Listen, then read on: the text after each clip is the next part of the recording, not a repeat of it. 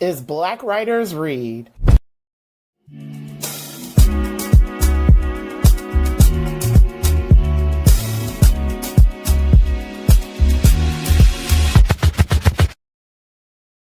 Good evening, everyone. Thank you all for joining me today for episode 28. Yes, I said 28 of season 6 of Black Writers Read. My name is Nicole Young-Martin, and I'm the founder, producer, and host of the series. We typically are wrapped up by now, but we've had such an amazing publishing year for Black authors. I've extended it a little bit. We're actually ending the season next Friday on July 3rd. Tonight's conversation is very special. One of the things I want to do is I want to thank the guest for making time to be on this evening. The book came out last year, and she has been on big platforms. And so it means a lot to be able to discuss the book here. Also, as a professor, and people know me about interdisciplinarity and things that can ignite discussion across disciplines and also outside of the academy. This is the book that we're going to be talking about this evening, Black Capitalist. And I love that it can be used as a textbook. It could also be used as a manual for families who are looking at ways to redo wealth in their families. So there's so much to talk about. So let's go ahead and get started.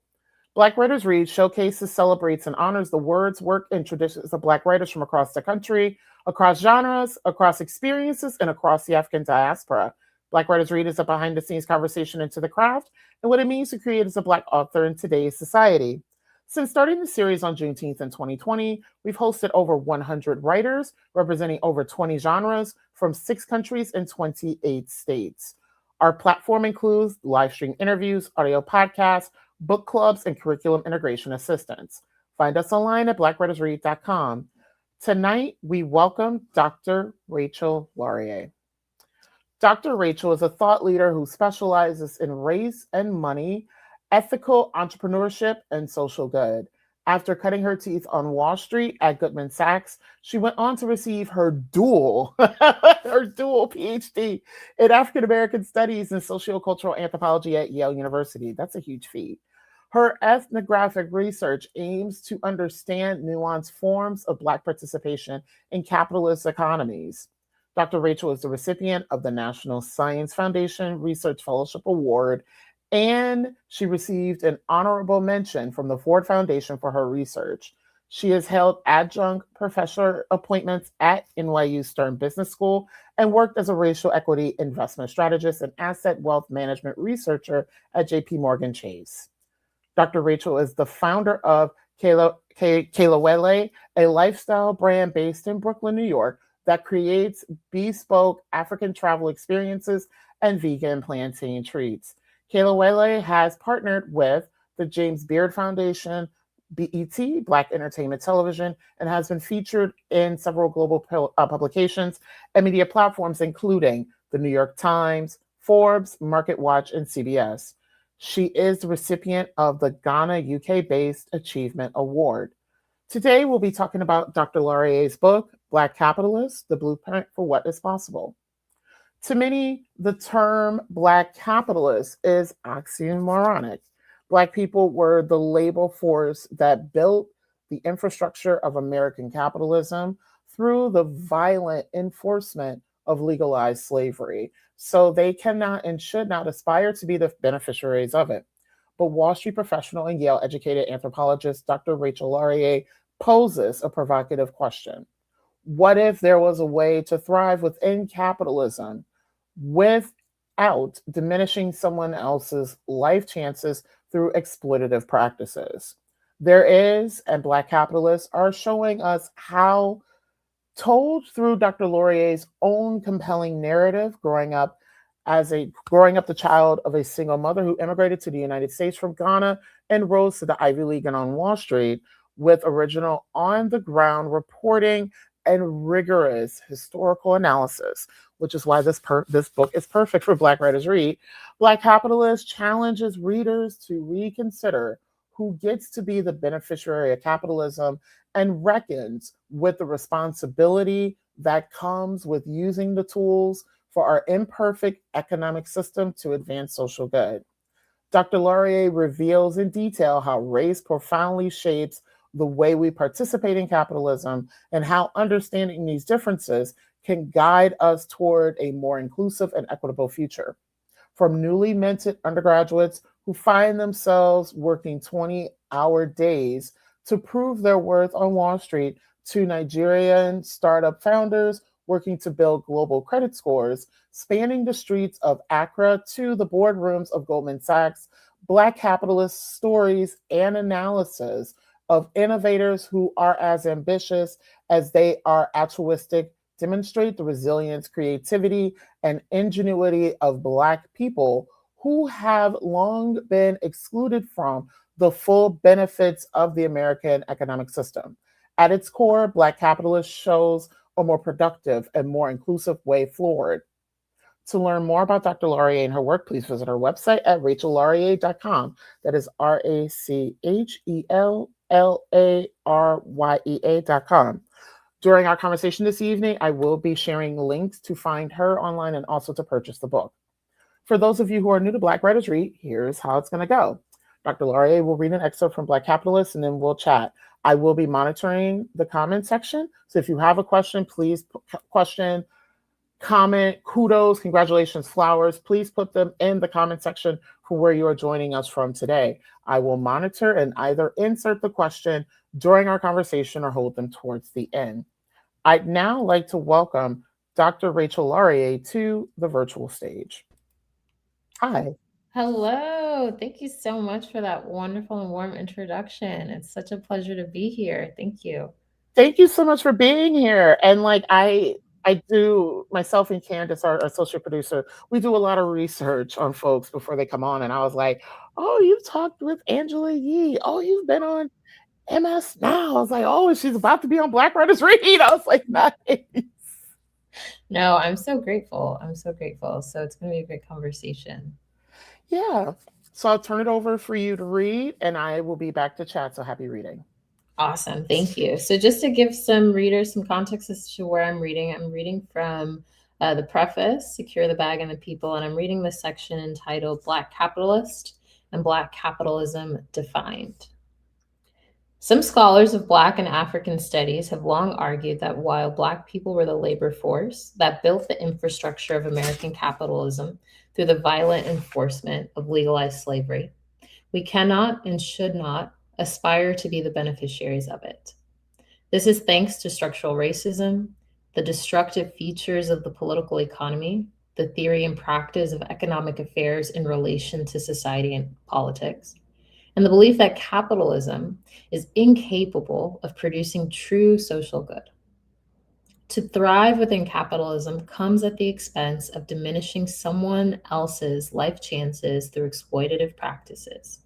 So it's better to collectively resist the system and persevere through the struggles that come with that.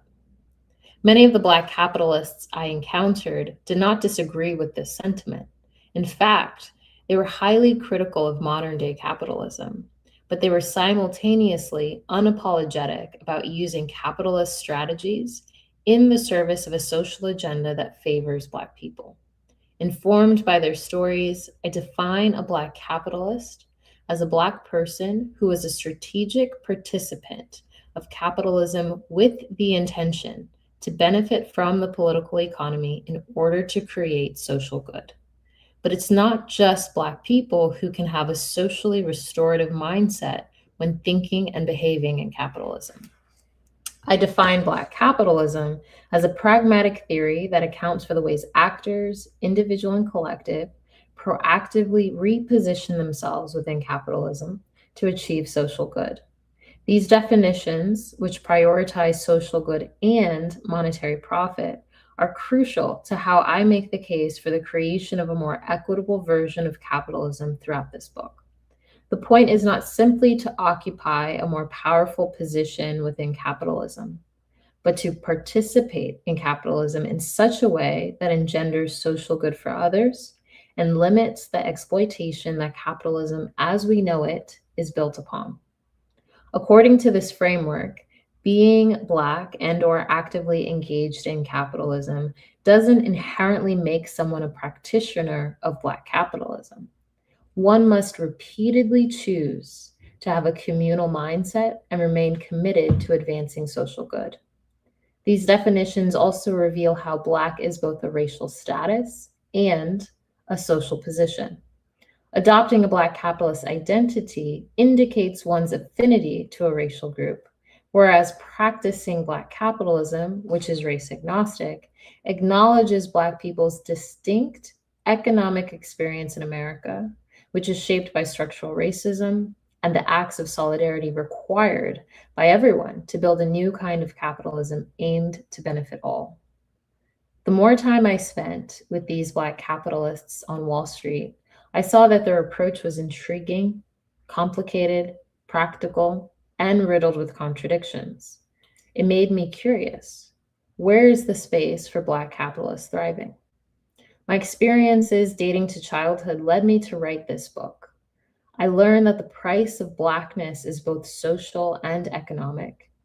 This book is a story about how race makes a difference and how we experience and participate in capitalism, and how that difference teaches all of us something about how to build a version of capitalism that ensures collective thriving. We inherited a broken political economy that leaves many feeling disempowered and uncertain about their ability to unlock financial freedom in their lifetime. The global stories of the Black capitalists in this book are a blueprint for how we can secure the bag and the people. Thank you. Thank you so much, Dr. Laryea, for reading. And I love, because this interview was scheduled about a year ago. And it is just so weird that it falls at this time where, and I'm one of those people, where the SAVE plan for student loans is about to go away. And the cost to buy a home is getting higher. So many of us who were looking to purchase homes may not be able to do that. And just the cost of everything is going up. And many people are turning side hustles into their main gigs as entrepreneurs. So this book comes or continues the conversation in such a great time, given that the book was published last year. So I'm so excited to chat. Yeah. And for it to be in its 1-year anniversary, and to your point, the kind of social, political, economic landscape that we're in, I think it makes the core call to action for the book all the more urgent and timely to meet moments such as this, which reaffirm that the cavalry isn't coming. It's up to us to create the future and the economic futures that we want for ourselves and collectively dream up for ourselves as well. Yeah. So I'd love to know, what is the origin story of Black Capitalist? Why this title and why this story right now? Yeah. So the origin story for me starts from when I was a little girl. It was the case, and you mentioned in my bio that my parents were born and raised in Ghana, and my mom raised me independently. My brother and myself, she raised the two of us. And so she came to the US in search of the American dream, which is, very much part of the immigrant narrative in terms of looking for opportunities, not just for herself, most importantly for her children, myself and my older brother. And it was the case that, just through her savviness and her hard work and grit, and through connecting with certain people that had a better understanding of the American system, she was able to, one, win a housing lottery through an affordable housing program in a town that I grew up in Northern Virginia. And at that time, that town was one of the wealthiest counties in Northern Virginia, predominantly white. And so here I was living in one of the wealthiest towns, and it was me, my mom, and my brother in what looked like white suburbia. It was the white picket fence, mom, dad, kids, the parent-teacher conferences, the community pool. It was like that was the scene, and all of that was foreign to me. And it was the case that every depiction of wealth that was around me was always associated with whiteness. And I could never see an image or a portrayal of wealth that was associated with Blackness. And so at that time, being 7, 8, 9 years old, I'm growing up and I'm just wondering to myself, what does Black wealth look like? Because I don't see a visual for it. And what would be the trade-offs or the sacrifices? How does it materialize? Because everything around me is situated in this white space. And that question only continued as I grew up. It was the case that through a academic scholarship, for example, I went to a private college preparatory school, an all-girls school, that cost about $60,000 a year to attend. I was there on a full ride scholarship. And again, every depiction of wealth that I saw around me was associated with whiteness. The handful of young women who were at my college prep school were all on scholarship who were students of color as well. And so again, it was this question of like, how do I situate myself within a space knowing that I'm in it, but I'm certainly not of it? I wasn't there on account of my financial status or my socioeconomic background, but I was there on account of my academic merit. And so there's always this tension of being in spaces of elitedom and power, but never feeling as though I had actual authority in them. And so again, fast forward, I went to New York University for undergrad, and again, just continue to be in these elite spaces, but was trying to figure out a language for how do I reconcile and make sense of myself in these spaces? And how do I even for myself conceive of success in these spaces? And so then, while I was in undergrad, I was studying social and cultural analysis, and the bedrock of that was Black studies and metropolitan studies. So within the Black studies space, I was learning a lot about racial capitalism and the scholarship around racial capitalism. And part of that scholarship tells what I would argue is a pretty definitive story and stance or position about Black participation in capitalism. One exclusively marked by exploitation and extraction when you consider the historical context of the transatlantic slave trade and all of the different permutations by which Black people have been disenfranchised here in the States, but then on a global scale as well, when you consider the history and the enduring history, the living history of colonialism. So that was my training. And so it gave me a very particular posture towards thinking about capitalism and Black participation in capitalism. So then it happened to be that while I was at NYU, I got recruited to work at Goldman Sachs. And I knew nothing about Goldman Sachs. I knew nothing about Wall Street, nothing about high finance whatsoever. But it was my older brother. He was finishing up college at the time. And he was like, you should really pursue this and see it through. If they're recruiting you, maybe there's an opportunity here. And so I get recruited, and, I don't know if you've seen shows like Billions or Industry, but some of those shows that depict that really intense experience of working in finance, a lot of that is not fiction. And so I had quite a bit of culture shock and just imposter syndrome, trying to figure out how do I make sense of myself in this space.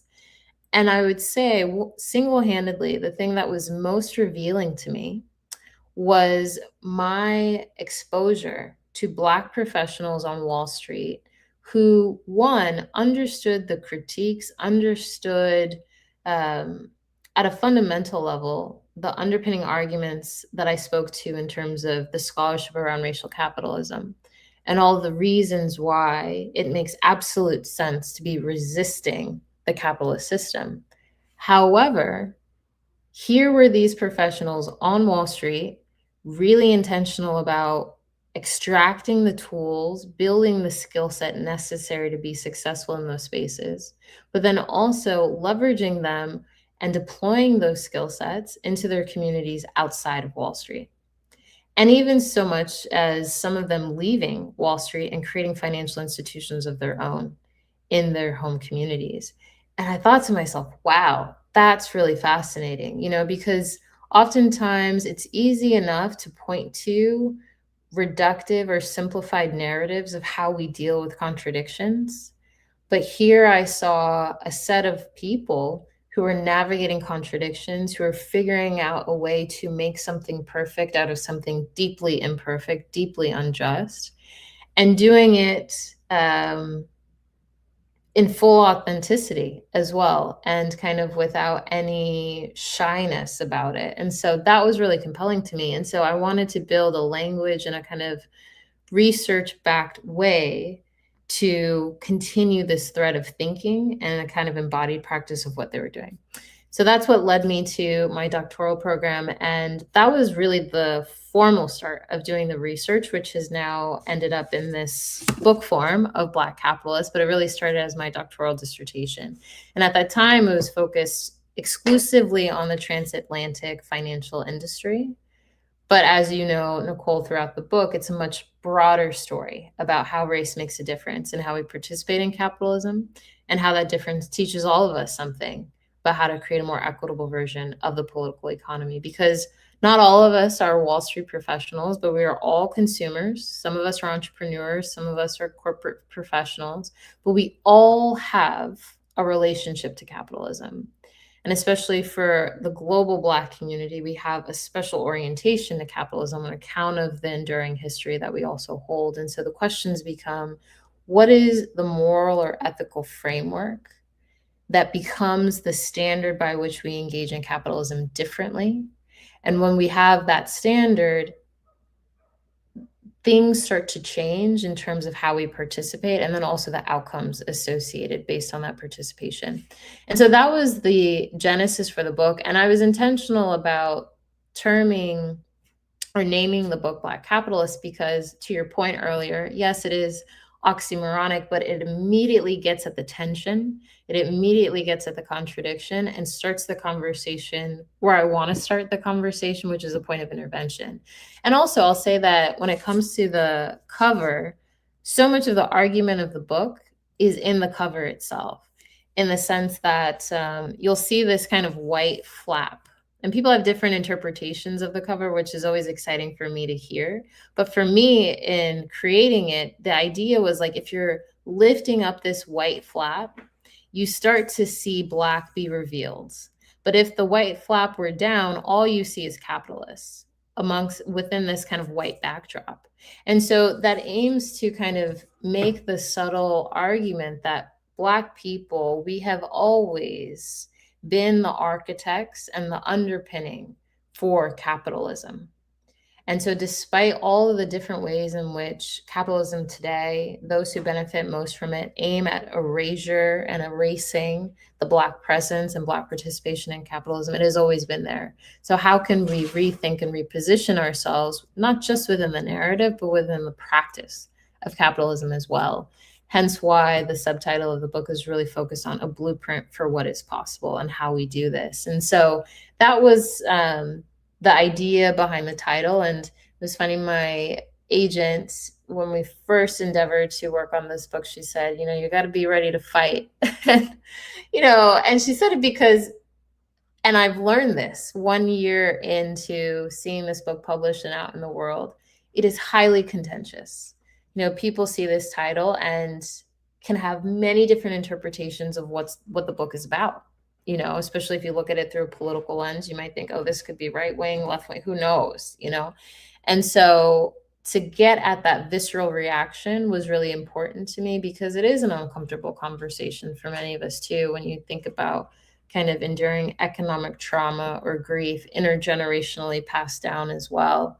And so all of that is held in tension in driving towards, again, how do we create a framework for us to meet the moment that we're in, while acknowledging that there is still a future iteration that we want to live in this world that is more just and is more equitable. Can capitalism get us there? I don't know, but I'll say that Black capitalism for this moment is what's available to us, and it's practical too, in order to start to make some incremental progress towards that future, that is. And so that's a little bit about the genesis of the book and the title as well. Yes, thank you, Dr. Laryea, for so much in-depth background. I will definitely say, and now actually, before I say that, hearing that this was the start of your dissertation, it makes a lot of sense, because I always think about an author's subjectivity and how the author shows up, and like seeing how you present your personal narrative first and then go into the research. I was like, oh, dissertation, it makes a lot of sense. But also, too, I love that you name what this title can do for people viscerally and all those things. I know when I was first approached about this book, I always think of things as a close reading because I'm an English professor. So I always go, okay, what is the title's gateway and all these things? And literally when I see the word capitalist, the first, and also with it, you might hear my dog barking in the background. Is like black, and I see black, and I'm like, okay, what is the socio-political, socio-cultural stance that this book is taking? Because it is combining two concepts that, when arriving to the Western world, kind of coincidentally happened because of the transatlantic slave trade, but we have been taught to separate the two, where it's like, you hear black, you just automatically assume community and socialist and all these things, but you don't necessarily think about the infrastructure of how we played into the establishment of this country. So I'm glad, and I'm so glad that you were able to keep this title, because I feel like if you didn't, the reception of the book and the conversation that the book is able to ignite would not have happened. Mm-hmm, mm-hmm, mm-hmm. Absolutely. And it's been interesting because I've been on tour, and some folks, they say, why not Black socialists for the title? You know, something that for some might sound more palatable and less visceral upon reading. But again, as I mentioned, the core tension is the intervention that we're trying to make, how we put these two things together and how it starts to rupture or starts to even agitate some thinking around how we could think of these two things differently than how we have thought about them in the past, in a way that no other title could really do. And so that was also part of the intention as well. So the next question that I have for you, I'm going to merge two questions to conserve time. So Black Capitalist integrates personal narrative research and interviews. This book was written over, I believe, like a 10-year period that you mentioned in the author's note. Mm-hmm. I would love to know, as an anthropologist, and this is ethnography, how did you go about the interview process of this book, building the relationships and trust with the people that you interviewed and finding the people that you interviewed for the particular perspective for the book? Yeah, I'd say I was very blessed in the sense that I knew what my research was going to be before I entered grad school. And my research, the conceptual kernel of it, came through my experience working in finance. And so to get recruited at Goldman and then start to kind of see the set of research questions just kind of reveal themselves to me, while also building really deep relationships and connections. Oh, see, sorry, that's my dog. Pancake. Sorry about that. Sorry, I have to interrupt. Your dog is named Pancake. One of my dogs is named Mocha. No way. Here she is. She got me so distracted. What was I talking about? Oh, yeah. So in terms of the folks that I was able to connect with, it felt really organic. And so I already had a rich kind of base of folks that I would talk to. And so by the time that I started grad school and I got into the throes of my research, a lot of the people I were talking to were friends who were just like in my community, who also worked in finance. And so it became this really kind of natural snowball effect, because as I talked to them, they connected me with more people within their circles who are on Wall Street as well. And so it just built from there. And then, it was the case that I want to say pretty early on into my fieldwork, I realized that I had another field site. It wasn't just going to be Wall Street, but also the financial sector in Accra, Ghana. And this was happening at a time where it was 2019. And 2019 was a huge year for Ghana, being the year of return. And so the Ghanaian presidential administration, to give you the short of it, launched a year-long campaign really focused on one, celebrating pancake. I'm so sorry. I am so sorry. Pancake. I'm just gonna mute myself really quick. Yeah. Folks, I love that we are in people's homes. And when we're in people's homes, we get these circumstances, which many of you have met my two co-hosts at some point. So, yes. Okay, We're back. I'm so sorry. I'm just gonna keep her right here under my feet. Yeah, and so I realized that, there was an opportunity to also do field work in Accra as well. And that group was not just financial professionals, but they were also entrepreneurs. And so again, they were already kind of in my community. And so it just became, hey, who is in your network that I can continue to talk to who's also doing this work? And so my reach magnified just based off of my community. And that allowed me to get in front of, gosh, I mean, at that time, I spoke to over 200 people to do formal interviews, oral interviews, and then merging my own kind of personal story along with that. And so I had a really rich database to work with from the start. So I have, and thank you, Dr. Laryea, for that information. So I have an aside question that I did not pose. Given that you were able to interview people here, and this goes into subjectivity, interview people here in the United States in the West, and then people in Ghana, and given there's so much in terms of like colonialism and who is considered the majority in the country and things like that, I bet any amount of money that impacts how people see themselves within the economic framework. Did you see any differences between folks you interviewed in the US and folks in Ghana, especially given that leadership looks different, that who the majority looks different, and then how colonialism impacts the ways our countries have formed and continue happen? Absolutely. I mean, I could talk for days about this in terms of the nuances, the complexities, the differences. Because, I think a big kind of overarching point is that even for me, something that I had to name and get really explicit about when I was even endeavoring to do the research is that as a first generation American, I have a different context to the Black American experience in this country than someone who is not a first generation Black American. And so for me, part of, I think, the context is, so my full name, for example, is Rachel Nadu Laye. And because I know my tribe, I know exactly where my home is, where my people are from, the region, and people can note that where I come from based on my name, from my middle name and my last name. It kind of serves as like a location device. And so that is my context in terms of I'm always connected to home.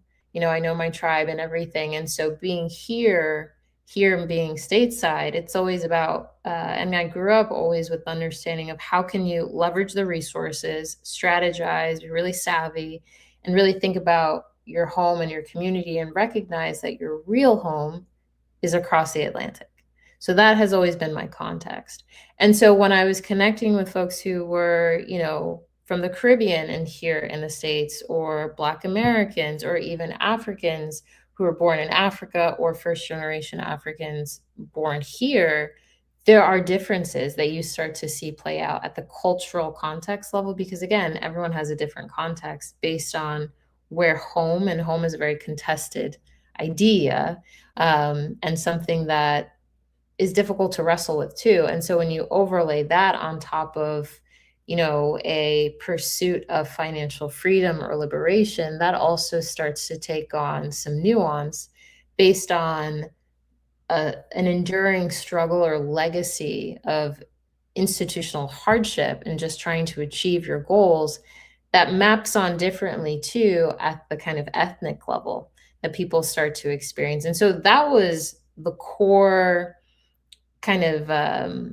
nuance to unpack, I would say, because then it started to show up even in terms of how people related to their own selves about what they could achieve, what they felt they were worthy of, what they thought was possible within the institutional framework that they were used to and familiar with, uh, versus what that would mean if you were trying to do that, say here in the US or in Ghana, for example, where also culturally vastly different in terms of how one navigates. And some of the other tensions that I started to see play out was the idea of taking a Western mindset, which can be gained over time naturally, I would argue, by living in America for X amount of years. The idea of just kind of copying and pasting that into a Ghanaian context, especially for an entrepreneur, can create many problems, and so that also became part of the learning and the critical analysis around how do you become a bridge, especially for the ones who were working on Wall Street but had an affinity to the African continent and wanted to repatriate or return to a place that they were already familiar with. But how do you start to bridge those cultural differences as well, which can have very material economic impacts too, based on what you're doing and how you are relating to the local community and shifting the local community economically as well. So there's so much there, but I would say I think culturally and the kind of ethnic differences really started to reveal themselves in terms of the kinds of insights I got from people that I talked to, all Black, but coming from different ethnic backgrounds, it started to show up those differences. This is why it's so important for us to really have a definition of home and identity. Excuse me. Folks don't realize, I feel like, unless you're marginalized, how much those things are so important. And I do love that you have that direct connection to home. I know for me, my family has been, I believe, in this country more than 6 generations. I was actually able to find and identify the first enslaved ancestor who was marked on the census 6 generations back. And there's we have fireworks going in the neighborhood right now. Thank you, 4th of July. And it's so ironic we're having this conversation around the United States, and I have a lot of issues around the 4th of July holiday. But anyway, and how much I had to do like ancestry, DNA, and all these things to kind of like find my way back to the continent. And ironically, I'm 90% of the African continent, which is super cool.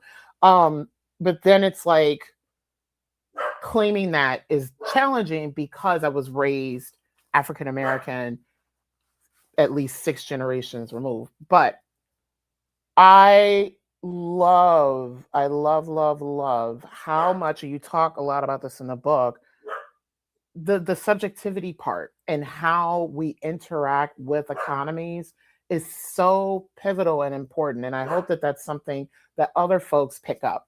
And speaking of the identity component and subjectivity component, given that you are trained as an anthropologist and you use ethnography as your research method, I would love for you to talk a little bit about the benefits and the challenges of ethnography, and if you can offer a little bit more in terms of how it helped to shape the interview process of the book.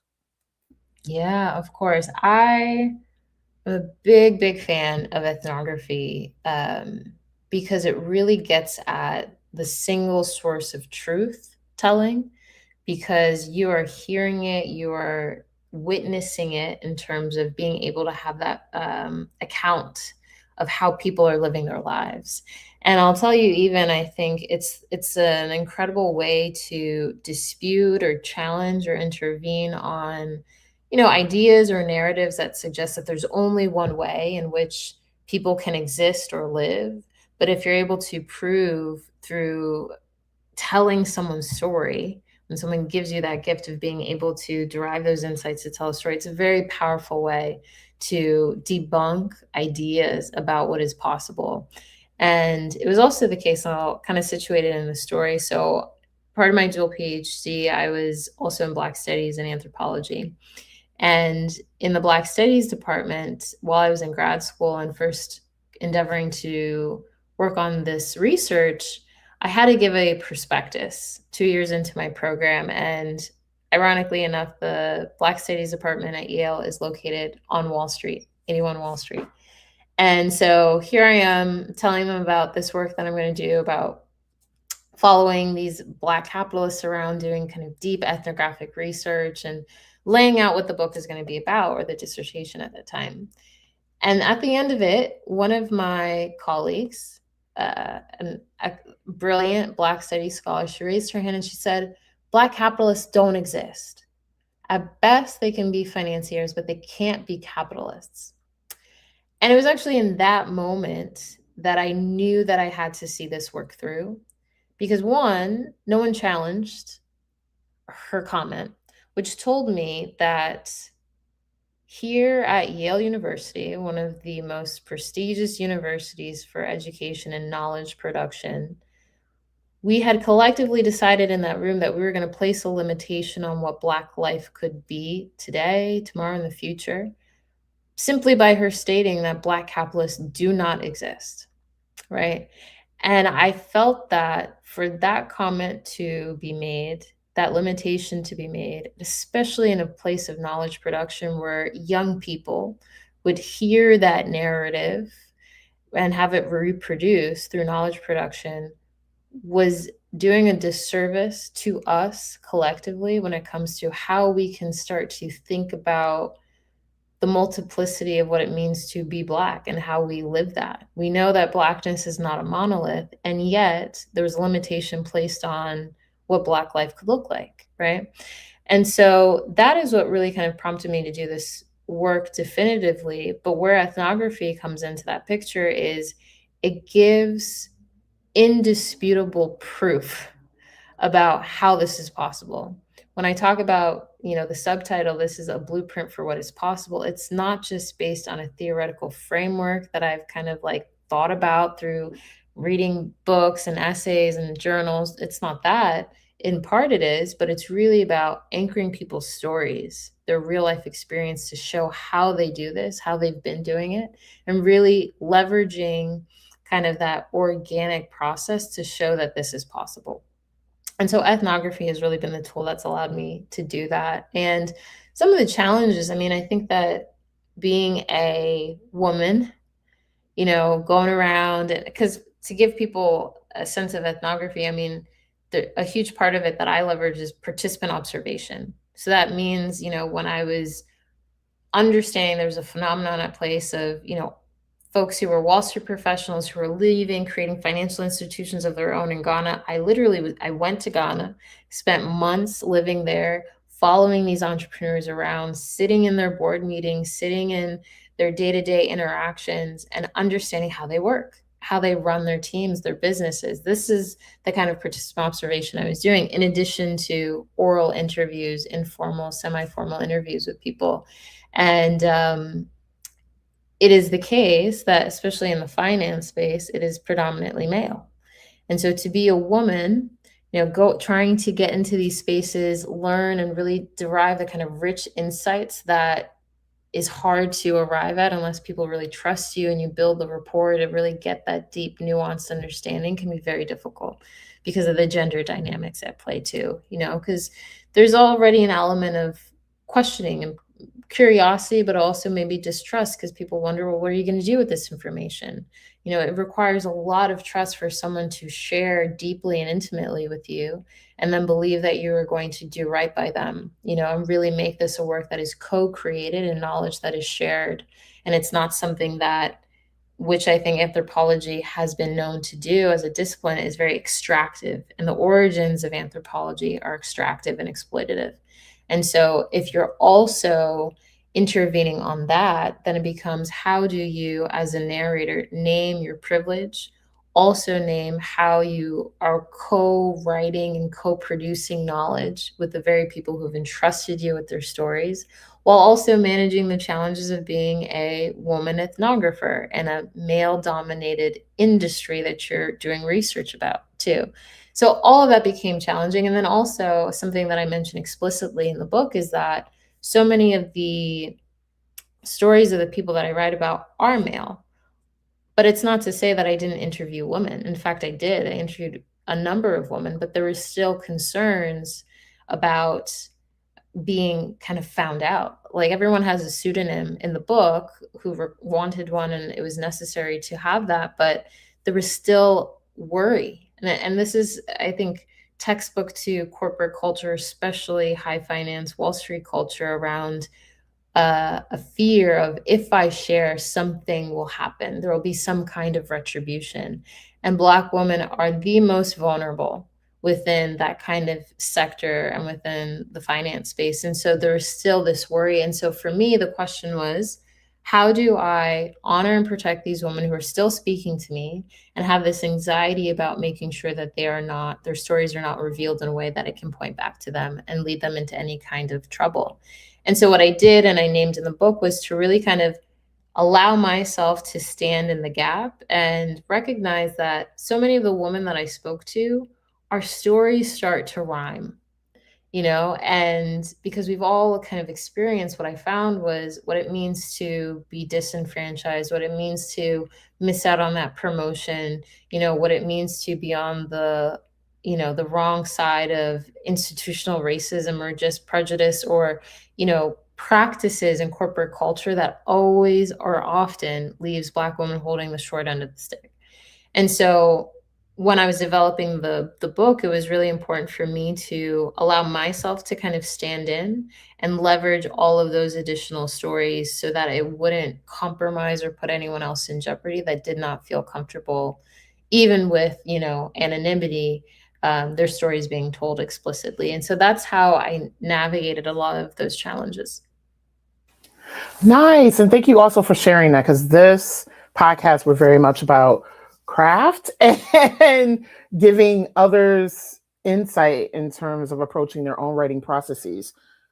I have like a couple more questions for you. There's one other that I wanted to insert, especially given that the book, it was published by Crown, which is an imprint of Penguin Random House, which is one of the big five.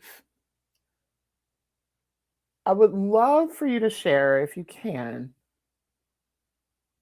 like, how did you and your agent identify the publisher given the topic of this book and also the mission of this work?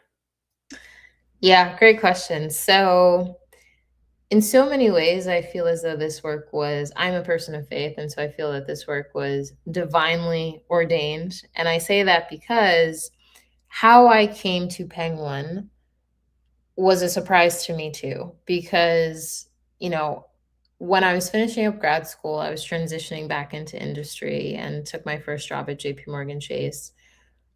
I knew that I didn't want to be a kind of, I call it a proper academic and go down the tenure track way, but I still wanted to see this book in the world. I didn't want to go the academic publishing route because there wasn't the financials of that didn't make sense to me.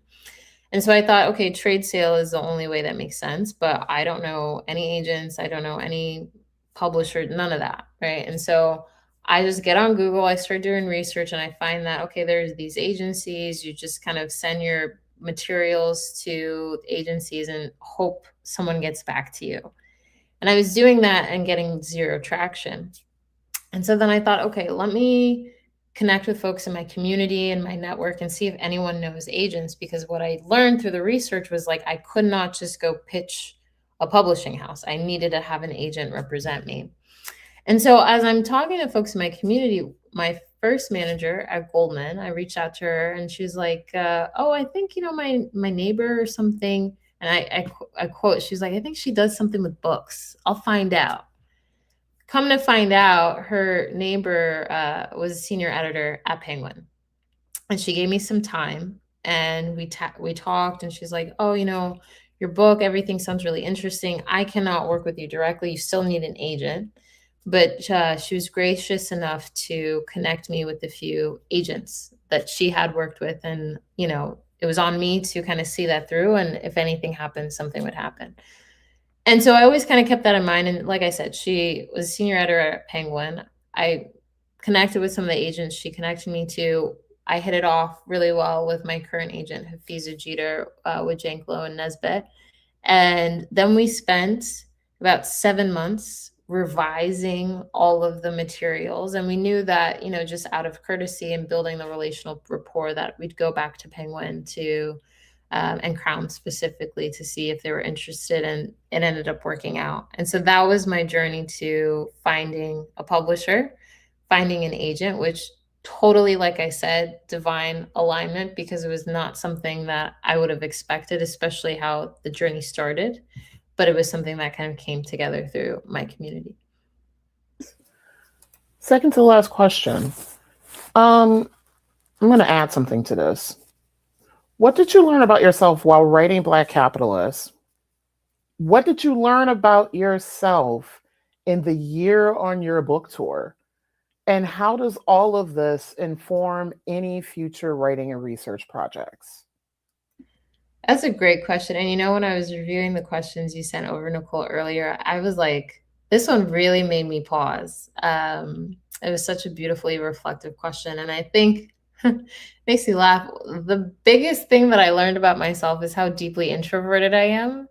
And I was like, man, why did I think that I could just get away with writing a book and not have to be extroverted? I don't know why I thought that, but yeah, I learned just how much I really like being in my thoughts, being, with my laptop and just working through ideas and concepts. And I didn't spend any time appreciating the fact that once it is out in the world, it is out in the world and requires a lot of engagement. And, I am most energized in small settings. And so for me to have endeavored this past year, when you mentioned just the book tour, again, I'm just learning about what it takes to kind of really show up in that capacity, but then also learning what it takes to have challenging conversations. Like I said, this book has been really controversial. People have visceral reactions to it. So there's been so many instances where I'll travel to a city and have an event and I have no idea what to expect. I mean, I've been yelled at, I've seen so much. And it has really showed me how you sit with tension and sit in the fact that this is such a delicate conversation and everybody comes to it from a different place, and I had the privilege of coming to it in large part from a kind of academic scholarly angle, in addition to just living life. But so also having the privilege of spending so much time thinking about it theoretically and pragmatically too. And so I bring all of that into spaces, and people are saying to me, sometimes it's like, hey, I'm living paycheck to paycheck. How do I wrestle with all these ideas? And, it's great that, there's the book here, but what is the material today thing that's going to change my situation? So I've seen the whole spectrum, and so really understanding within myself how to meet people where they are in that, and how do we collectively create a common ground. It's really taught me a lot in terms of relationally.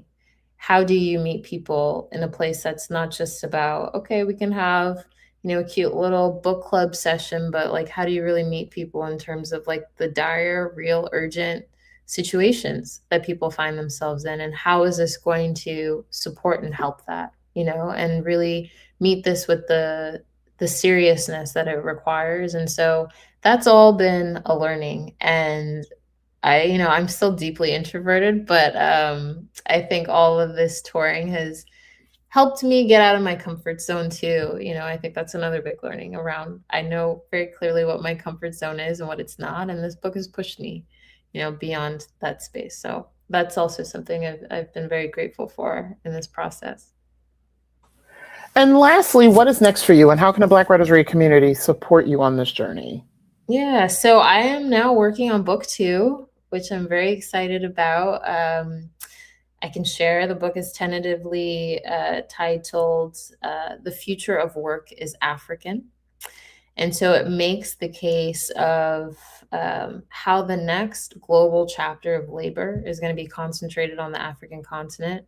And such a time as this to really reckon with and understand sovereignty when it comes to African work and labor, and how the rest of the world can really learn from that. And so, for example, it's the case that by 2050, 1 in every 3 working people, will be situated on the African continent.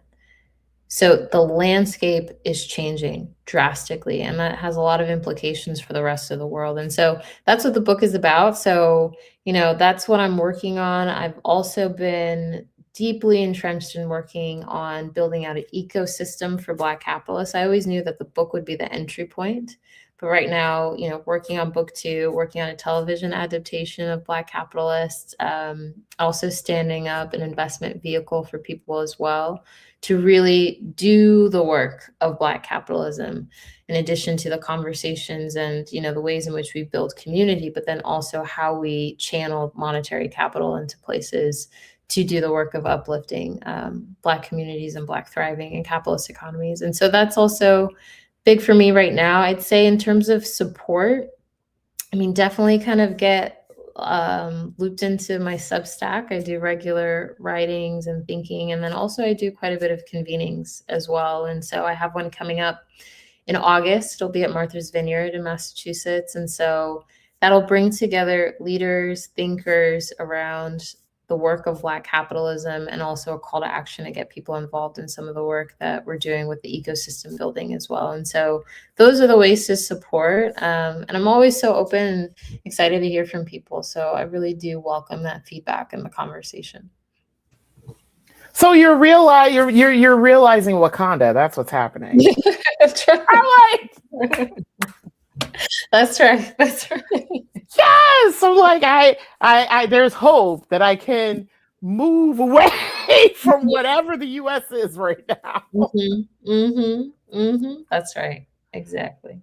Yes. So thank you so much, Dr. Laryea, for being on this evening. I really appreciate your perspective. I really appreciate you writing this book. And if you have a moment after, because it's almost 7 o'clock, it's like 1 minute 7. If you have 1 minute after I wrap up, I have a question for you about off camera. I want to ask about the interview circuit. Sure. No worries. So, Dr. Laryea, thank you so much for being on this evening. And just for your brilliantness. Yes. Oh, thank you. And apologies for Pancake, but she wanted to make her debut.